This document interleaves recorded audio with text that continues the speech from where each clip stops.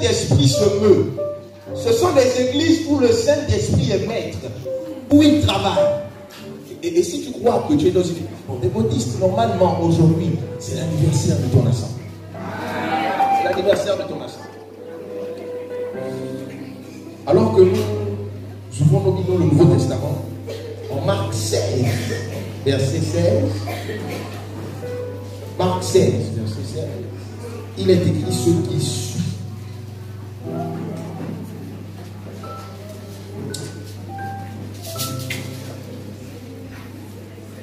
Marc 16, 16.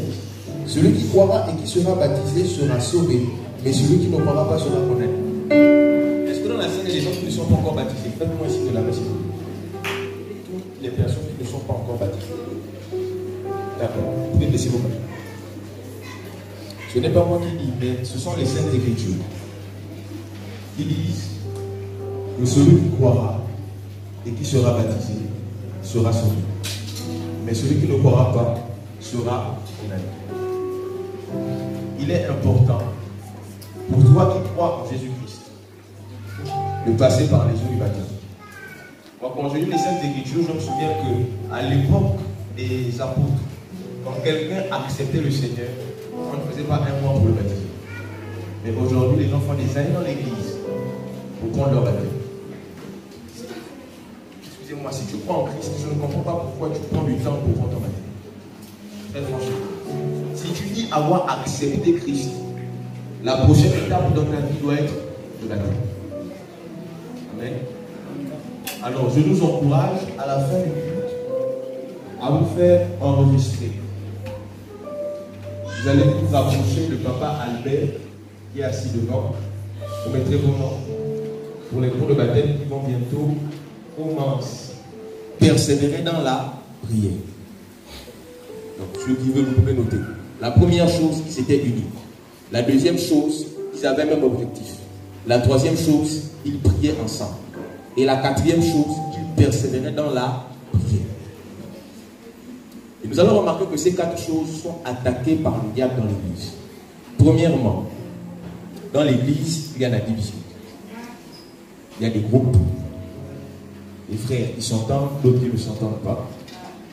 Deuxièmement, dans l'église, chacun d'entre nous a un objectif divers. Donc, celui-là, il vient pour son mariage, celui-là, il vient parce qu'il veut passer le bac, il veut gagner son examen, l'autre, il vient parce que, bon, il veut se marier, mais il veut le travail. Est-ce que vous voyez? Donc, on ne vient pas tous pour le même objectif. L'objectif est différent. Troisièmement, dans les églises, les gens n'aiment pas la prière. Amen. Quatrièmement, le diable nous attaque concernant la persévérance. Même lorsque nous prions, nous avons du mal à persévérer dans la prière. Donc ces quatre éléments-là réunis amènent l'effusion du Saint-Esprit. J'aimerais qu'on se comprenne. Ces quatre éléments réunis amènent l'effusion du Saint-Esprit. Et le diable s'attaque à ces quatre éléments. Pourquoi? Parce qu'il sait que lorsque ces quatre éléments-là sont respectés dans une assemblée, il y aura des miracles. La puissance du Saint-Esprit sera à l'œuvre dans ce ministère-là. Vous savez, le diable est très subtil. Ce sont des choses face auxquelles on ne prête pas attention, on néglige ça, la prière en ensemble. Les gens ont du mal à prier ensemble. La dernière fois, je ne sais pas comment je disais aux jeunes que les gens ont du mal, c'est-à-dire que tu as du mal à arriver chez ton frère, et puis à ton frère, en fait, je suis venu là pour qu'on puisse passer un peu du temps ensemble. Quand les chrétiens visitent les autres, on se comporte comme les païens. On arrive, bonjour ma soeur, comment tu vas? Je vais bien. On s'assoit et puis on parle. Au début, quand on a commencé, on n'a même pas prié. On a parlé, on a raconté, on a même délivré. Après, quand on termine, bon, je suis parti au après on dit quand même dans la paix dans la paix. Et tu parles. Il n'y a pas d'unité. C'est-à-dire qu'en fait, quand les gens se rassemblent, c'est peut-être pour manger, peut-être pour parler, mais pas pour prier. Et encore moins pour persévérer dans la prière.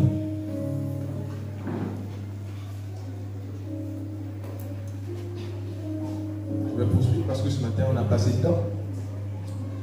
Alors, je veux dire une chose là, c'est que Le réveil ne se produit pas lorsque le Saint-Esprit descend par sa puissance avec les dons spirituels. Non. Le réveil ne se produit pas lorsque le Saint-Esprit descend par sa puissance, non, avec les dons spirituels. Mais le réveil commence à quel moment? C'est lorsque par le Saint-Esprit, un bon nombre de personnes se lèvent pour chercher Dieu. C'est à ce moment-là que le réveil commence. Ça veut dire que le réveil a commencé lorsque Pierre s'est levé pour dire que nous devons chercher à ce que la promesse s'accomplisse. Le réveil t'amène à te mettre en mouvement. Est-ce qu'on se comprend?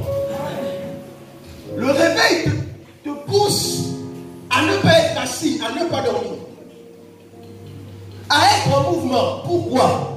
Pour qu'il y ait une action du ciel sur la terre. C'est ça le réveil. Maintenant, ce qui se passe, c'est que dans le réveil, il y a l'explosion. Ce qu'on appelle l'infusion du Saint-Esprit. Ça veut dire que là, le réveil atteint un niveau extraordinaire. Et c'est à ce moment-là qu'on constate qu'il y a le réveil qui se produit. Mais non, le réveil, il a déjà depuis un bon moment. Le réveil se produit dans la vie de quelqu'un, pas lorsqu'il commence à manifester les dons de l'esprit, mais c'est lorsqu'il commence à chercher Dieu. Quand quelqu'un te dit non, moi il faut que j'aille en retraite, comprenez une chose, c'est que cette personne-là, il y a quelque chose qui s'est passé. C'est quoi le réveil? Tu es là, tu as acheté quand même te bousculer. Lève-toi. Le réveil te pousse à prendre des initiatives. Le réveil te pousse à initier des choses qui n'existent pas dans l'environnement dans lequel tu es. C'est ça le réveil. Et le constat qui est fait, c'est que lorsque un réveil naît, il y a souvent des gens qui sont autour, qui ne sont pas d'accord, qui ne sont pas en accord avec l'initiative qui est prise. Si tu me dis que non, là, en ce moment, le réveil, et puis tout le monde est d'accord avec toi, c'est que là, il y a quelque chose qui va pas. Amen.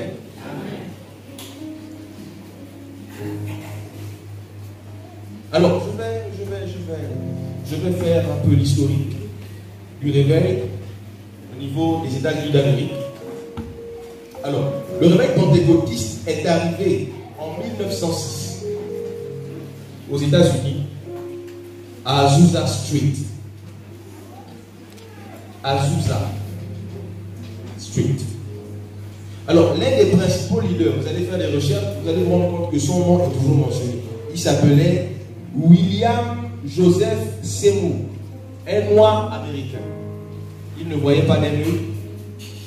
Et cet homme-là a commencé à chercher. Vous savez, à l'époque, c'était l'époque là, il y avait encore la ségrégation raciale. Ça veut dire que les noirs d'un côté, les blancs d'un côté, c'était vraiment compliqué. Et puis, il a commencé comment? Il est parti dans une église et le leader de cette église, je crois, c'était un blanc.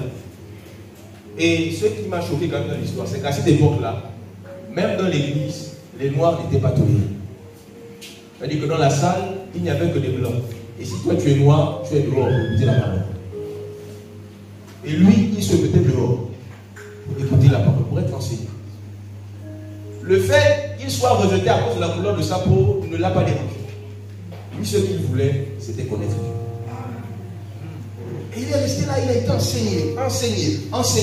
Et il s'est mis à prier. Et le leader de cette congrégation s'est mis à dire que je n'ai jamais rencontré de toute ma vie un homme aussi parlant. Et Dieu faisant ces choses, il a commencé à prier avec un certain nombre de personnes. Et une soeur qui vient d'une autre ville, elle est venue, elle a vu comment il dirigeait les temps de prière. Et elle a dit aux autres que non, il faudrait qu'on envoie un billet de train pour qu'il vienne. Parce que ce frère-là, ce que j'ai fait, c'est extraordinaire. Et il s'est déplacé. Ce qui m'a surpris avec lui, c'est que cet homme-là priait pendant 7 heures de temps par jour. Il priait jour pour jour pendant 7 heures de temps. Et à un moment donné, avec un certain nombre de personnes, ils ont déclaré un jour de 10 jours. 10 jours. Ils ont prié. Et là, le Saint-Esprit a commencé à se manifester puissamment Ils ont commencé à parler en d'autres langues. Et c'était un petit endroit, un peu bizarre. Mais vous savez, au fur et à mesure qu'ils priaient, le nombre de personnes augmentait. Les gens venaient des autres villes pour venir voir ce qui se passait. Et ce qui était étonnant, c'est que devant ce bâtiment-là où ils priaient, il y avait des béquilles qui étaient là, abandonnées, parce qu'il y a des paralytiques qui avaient marché. Il y avait des gens dont les bras poussaient. C'était extraordinaire. Extraordinaire. Et donc, durant l'une des réunions, un jour, l'effusion du Saint-Esprit était tellement forte qu'un enfant qui ne connaissait même pas lui sur le piano, il y avait un piano dans la salle, il s'est levé, conduit par le Saint-Esprit, il s'est mis à jouer au piano. C'était extraordinaire. Et c'est là où l'église pentecôtiste est née. Grâce à cet homme, William Joseph Seymour, il a payé le prix. Nous-mêmes prier pendant 1 heure chaque jour. C'est compliqué. Donnez seulement 1 heure de temps à Dieu par jour dans la prière. C'est très compliqué pour nous.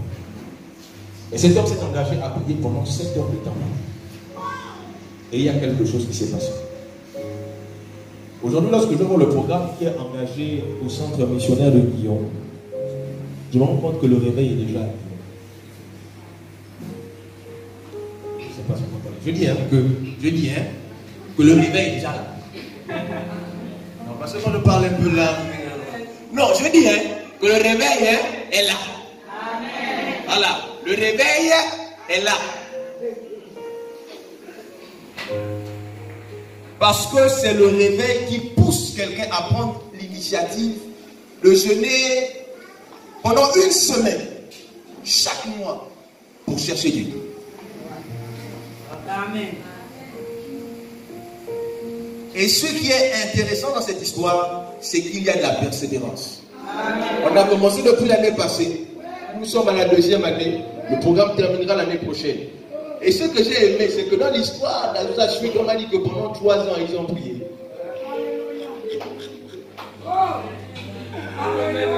Ils ont dit que pendant 3 ans, ils ont prié et il y a eu des choses extraordinaires. Vous savez, il y a une chose que nous devons comprendre. Moi, ça m'a un peu bousculé parce que dans le documentaire, les gens qui parlaient disaient qu'en fait, ils n'ont pas fait de rôle. Ils n'ont pas fait de publicité. Ils se sont juste mis à prier. Et les gens sont venus. Et je me suis rendu compte que c'est la même chose qui s'est produite à la chambre haute. Ils ont prié. Quand le Saint-Esprit s'est manifesté, il y a eu un bruit qui est parti chercher la foule. Pour que la foule vienne.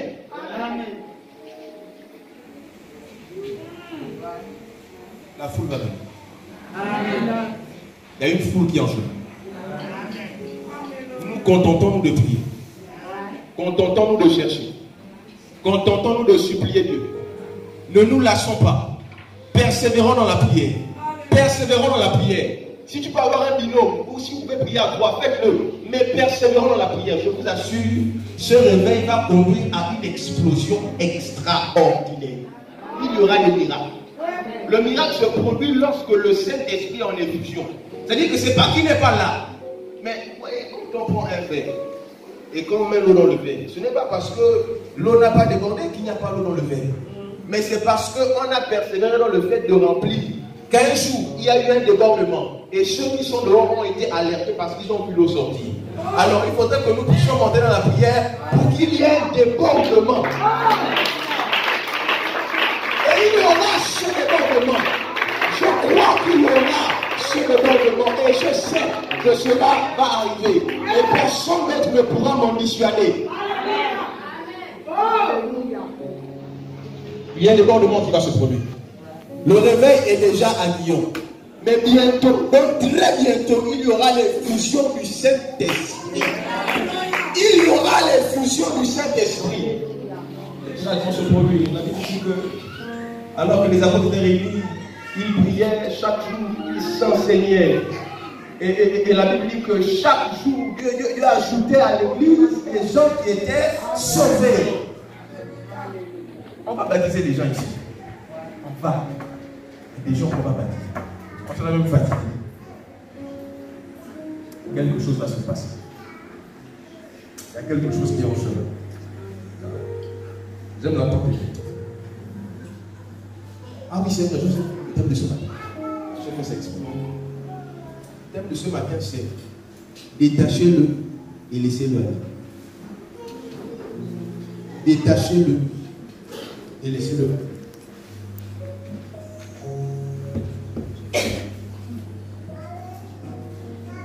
Après l'étude, je me suis rendu compte que la plupart, tous les réveils, tous les réveils qui sont marqués, les réveils spirituels qui sont marqués dans l'histoire, ont été produits par des camps de prière. Par des camps de prière. Ça veut dire que des gens se sont retrouvés dans un endroit et se sont mis à prier. Des camps de prière. À chaque fois qu'il y a eu un réveil, le réveil en fait, a été précédé par un camp de prière. 1 Roi 18, verset 26. 1 Roi 18, verset 26. 1 Roi 18, verset 26.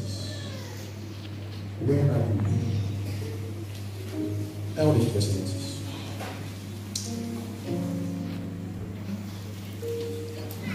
Ça va pour tout le monde?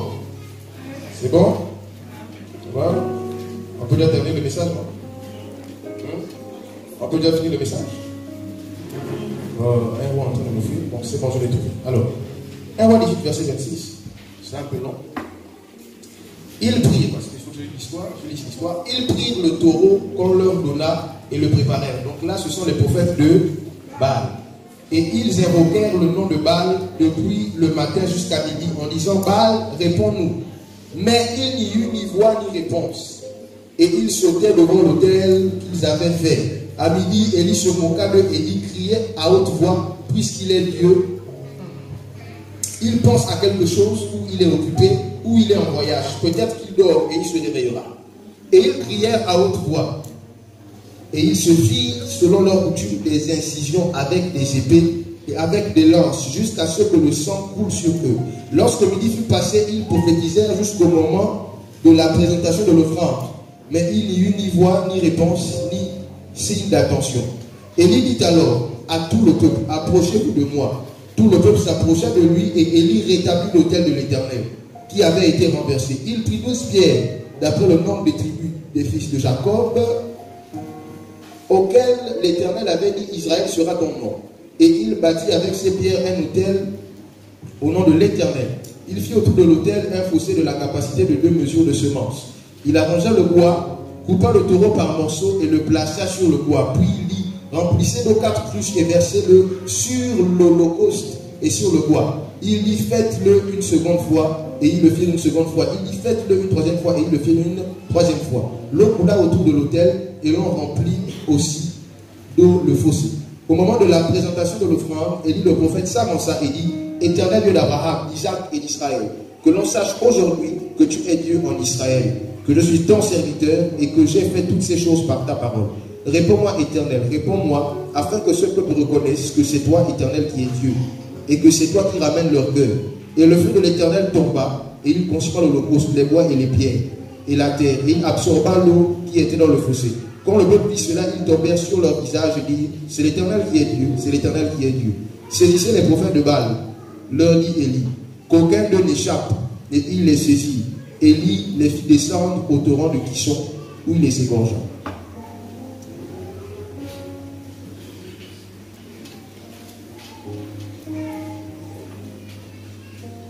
Quand on parle de cette histoire, on nous dit qu'en fait, le roi Akab, c'est ça? Le roi Akab et sa femme Jézabel avaient élevé des dieux étrangers en Israël. Amen. Notamment le dieu de Baal.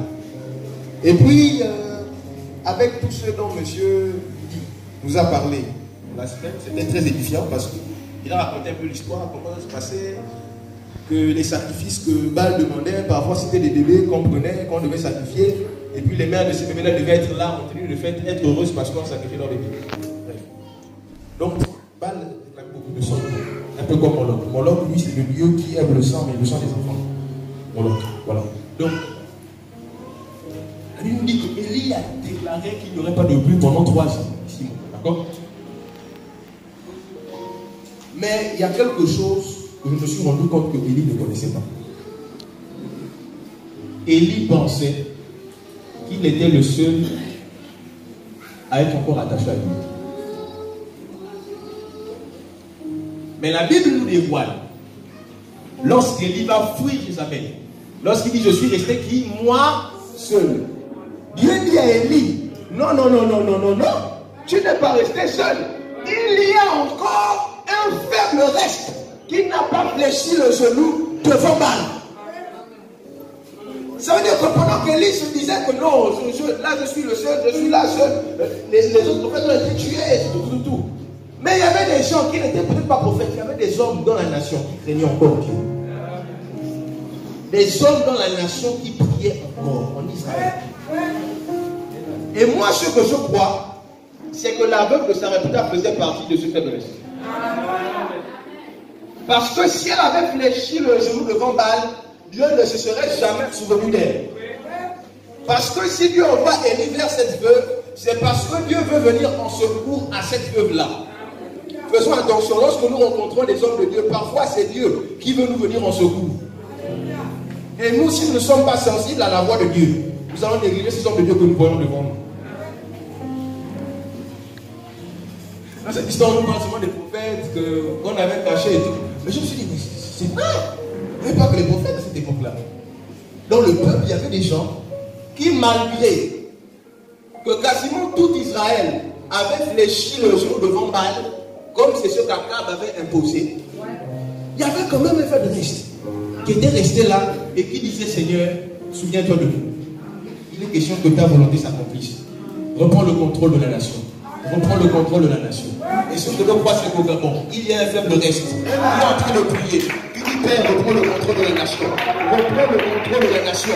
Quelle que soit la position qu'Akab a pu avoir, même si qu'il est le roi, même si que sa femme c'est Jézabel, moi ce que je crois, c'est que la prière du faible reste a un impact. La prière du faible reste a un impact.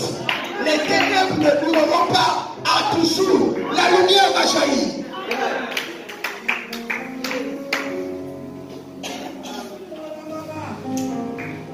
J'ai compris qu'en fait, quand Élie s'est mis là devant l'autel et puis s'est mis à prier, en fait, Élie croyait que c'était seulement à cause de lui que Dieu répondait. Mais ce n'était pas qu'à cause de lui. Il y avait des hommes qui étaient là, qui avaient prié pour cela. Et voilà comment Dieu ouvre mon esprit maintenant et il me fait comprendre que je suis convaincu. On n'a pas pu parler de chacun d'entre eux. Il dit chez la veuve de Sarepta pour que la famille ne tue pas cette veuve avec son fils. Ce que je crois, ce n'est pas écrit dans les Saintes Écritures, mais je suis convaincu de cela. Que toutes les personnes qui sont restées attachées à Dieu, malgré la famille, Dieu s'est occupé de chacun d'entre eux.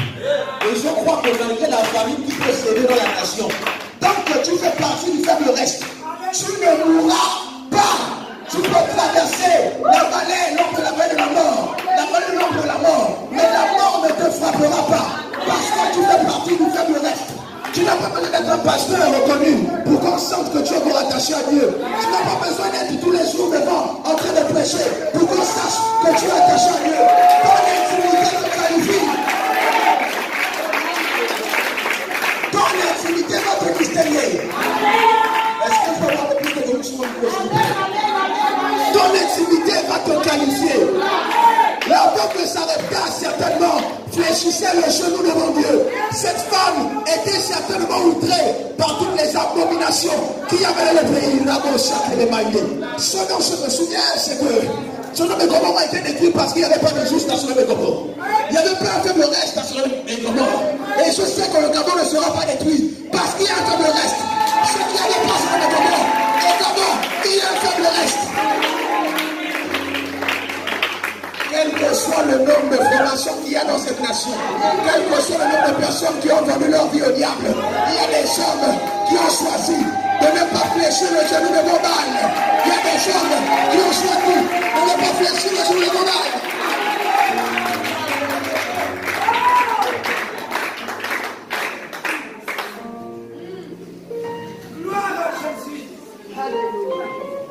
Tu n'es pas seul. Tu n'es pas seul. Guillaume, tu n'es pas seul. qui ne sont pas connus comme toi.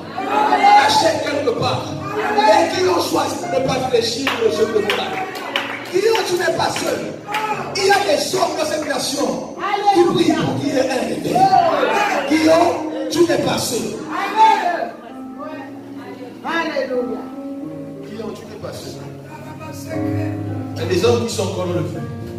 Ça de même quand j'ai regardé le documentaire de la Street, on parle beaucoup de William Joseph Seymour. Mais on nous dit aussi qu'il y a d'autres personnes dans différents endroits des États-Unis qui priaient. C'est des petits groupes de personnes qui priaient. Et le réveil, ça a été une explosion. Une explosion sans embraser les États-Unis, sans embraser notre pays. C'était extraordinaire. Qui ont tué les passés? Papa Kadi a pris quelque chose et dit Papa Kadi, ne prends pas ça. Là, c'est la dope des autres. Papa Kadi dit autre chose. Mais vous savez, comme je dis souvent que il n'y a que les gens qui ont été présents à une même réunion qui savent ce qui a été dit lors de la réunion. Donc, si moi je savais et que Papa Kadi savait, c'est parce que Papa Kadi et moi, on était ensemble lorsque Dieu a parlé de ça. Donc, Papa Kadi nous a dit que quand Élie est venu, il a rétabli l'autel de l'Éternel. Vous allez constater que la Bible ne dit pas que les prophètes de Baal ont rétabli l'autel de Baal. Parce que l'autel de Baal était établi. Était bâti, cet autel était là. Alors il venait offrir des sacrifices ordinaires. Vous allez, pour les bons lecteurs de la Bible, je vous envoie, c'est un esprit, donc je demande de faire. Allez-y lire un peu, c'est le livre de un roi, oui, le livre d'un roi et deux rois. Il y a beaucoup de rois qui se sont succédés. D'accord? Vous allez vous rendre compte que tous les rois qui adoraient des dieux étrangers, à chaque fois qu'ils prenaient le pouvoir, ils détruisaient l'autel de Dieu. Ils détruisaient le temple. C'est-à-dire que ce n'est pas 5 ans après, non. Dès qu'ils prennent le pouvoir, la première chose, alors c'est détruire l'autel de l'Éternel. C'est ce qu'ils faisaient. C'est significatif, ce n'est pas n'importe quoi. J'ai compris que dans un territoire, on ne peut pas adorer de Dieu. Il ne peut y avoir qu'un seul. Voici pourquoi lorsque les rois comme Akab, des représentations terrestres du diable sur la terrestre du diable, ces gens-là, lorsqu'ils venaient au pouvoir, ils détruisaient d'abord l'autel de Dieu. Parce qu'ils savaient que pour que l'autel de Baal soit bâti, il faut détruire l'autel de Dieu. Et après que l'autel de Dieu était détruit, ils pouvaient bâtir l'autel de Baal et on va invoquer leur Dieu et puis voilà. Et faire de Baal le nouveau propriétaire du territoire. Et quand Élie vient, il dit d'accord. En fait, Baal n'a pas répondu. On va rétablir l'autel du vrai Dieu. Donc en fait, quand Élie avait rétabli l'autel, il avait déjà dit à Dieu, c'est bon, le territoire t'appartient à Dieu. Tu peux venir reprendre ta terre. Il a rétabli l'autel. Et là, lorsqu'il a invoqué, lorsqu'il a prié, le feu est descendu. Et j'ai compris que cet autel, c'est la représentation de toutes les prières des saints. Vous savez, bâtir un hôtel. Un hôtel se bâtit par la prière. Un hôtel qu'on offre à Dieu se bâtit par la prière. Lorsque vous priez encore et encore, vous assemblez, vous priez, vous pensez peut-être qu'il n'y a rien, mais surtout quand vous priez en un lieu, voilà, comme je dis, nous ne jouons pas avec cet endroit-là. C'est un endroit où les gens viennent faire des veillées de prière, les gens viennent prêcher. Donc en fait, ici, il y a des doses et des doses d'onction dans cet endroit. Cette église est un hôtel. Un hôtel pour l'Éternel des armées. Je reviens encore sur ce que je disais il y a cela quelques temps. Qu'en fait, l'hôtel, c'est comme un aéroport. Un aéroport qui permet aux esprits de pouvoir atterrir. De la même manière que lorsqu'un avion est dans les airs, il a besoin d'un aéroport pour atterrir. Voici pourquoi les esprits, pour atterrir sur la terre, ils ont besoin d'aéroports. Et là, Élie avait rebâti l'aéroport qui allait permettre au feu de pouvoir descendre.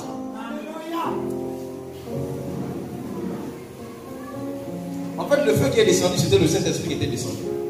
Parce qu'on dit que Dieu a répondu à Élie par le feu.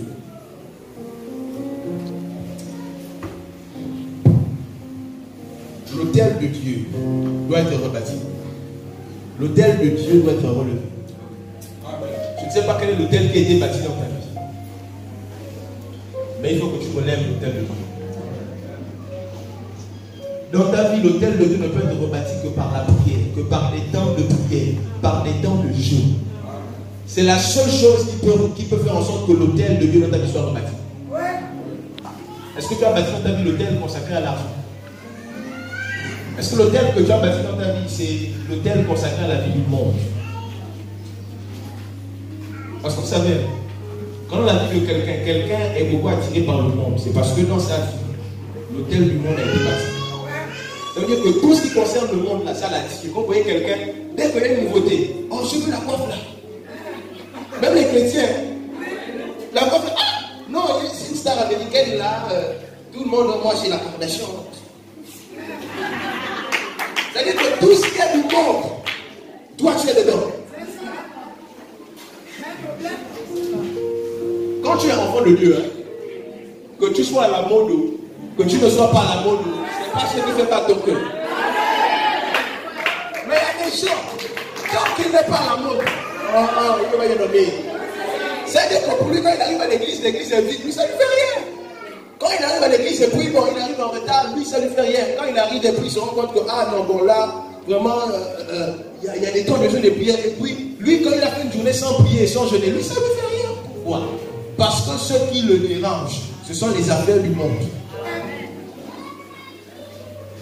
Il y a des gens qui viennent à l'église dans leur téléphone, si vous ouvrez les téléphones, ce sont les gens païens qui sont religieux.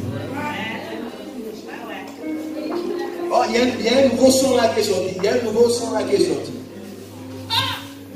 Avec une histoire de statut Facebook là, si vous voyez ce que les chrétiens mettent sur le statut WhatsApp, vous allez avoir mal à la tête. Aucune édification. Je vous assure, aucune édification. Un chrétien, quand tu son statut, oh, j'ai fait les ongles à 14 heures. Oui. Il fait sa nouvelle chaussure. Il est avec ses amis. Tu vas peut-être voir, c'est plutôt le dernier statut qu'il a écrit Jean 15, verset. Mais tout le reste là.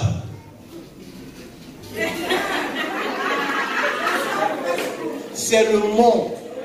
C'est l'autel du monde. Et cet hôtel-là doit être dédié. Vous allez remarquer que lorsque vous sortez des temps de retraite, toutes ces choses-là ne vous disent rien. Ce qui n'est pas de votre cœur, c'est l'action de Dieu dans l'église. C'est l'action de Dieu dans ta vie. C'est l'action de Dieu dans ta nation. Mais quand tu ne pries pas, ton cœur est maintenant attiré par oh, il faut que je fasse la mèche. Il faut que je mette la brésilienne. Il faut que je mette, je sais pas, c'est la béninoise.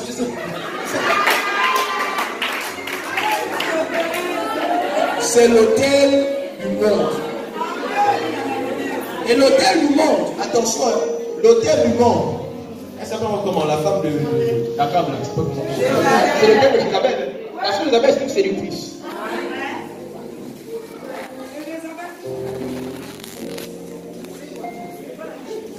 Voici pourquoi la Bible nous dit, c'est, je crois, dans Romains 12, ne vous conformez pas au siècle présent, mais soyez transformés par le renouvellement de l'intelligence.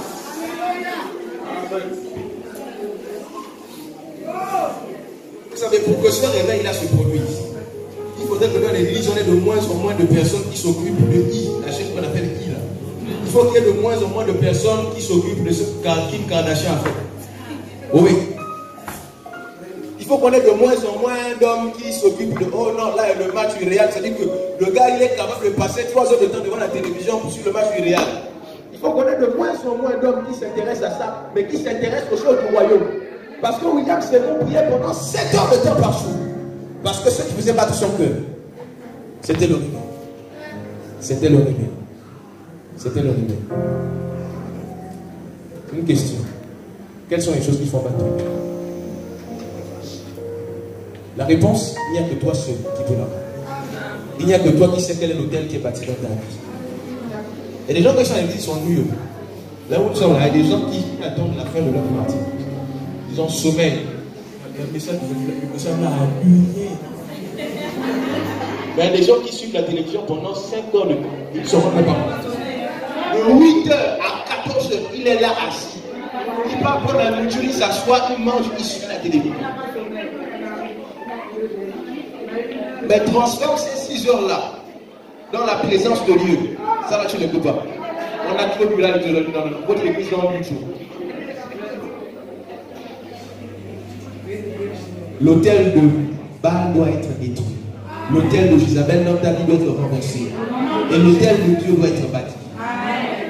On a parlé de la dîme en début de semaine. Et quand on parle de dîme, vous pensez qu'on parle sur le dîme financier. Mais la Bible nous parle aussi de la dîme du temps. La dîme du temps. Dans 24 heures, si on prend 24 heures divisé par 10, ça fait combien? 2h40 minutes. Ça veut dire que par jour, chaque enfant de Dieu doit donner normalement 2h40 minutes à Dieu. La dîme du temps, en temps normal. Donc nous voulons Dieu aussi dans le temps. D'accord? Que dans les horaires là. Bref, c'est pas. Josué le chapitre 1. C'est pas là-bas où je voulais partir. Josué le chapitre 1.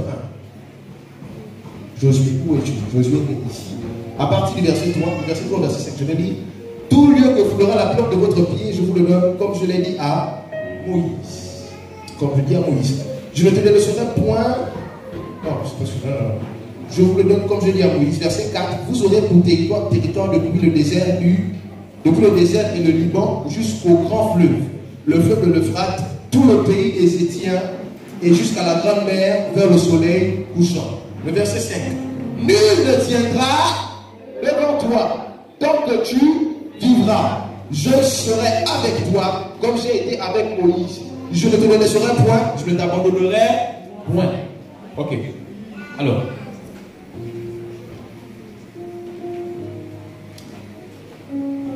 Voilà une chose. Le réveil spirituel fait de nous des conquérants. Le réveil spirituel fait de toi un conquérant. Écoutez, Dieu dit à Josué: moi je vous donne